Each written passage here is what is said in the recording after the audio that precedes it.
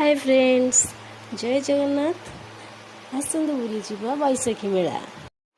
सो मेला को एंट्री करी प्रथम पर्याय रे खाई मटर सूप, दहीबरा आलुदम, मोमोज, क्रिस्पी कॉर्न, छतु चप, कटलेट लंका चप, रसावली लास्ट को गोटे सोडा पी शांति हो जाए।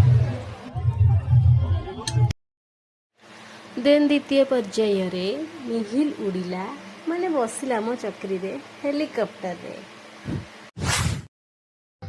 तृतीय पर्याय रे दुई तीन डांस प्रोग्राम देखिथिलु।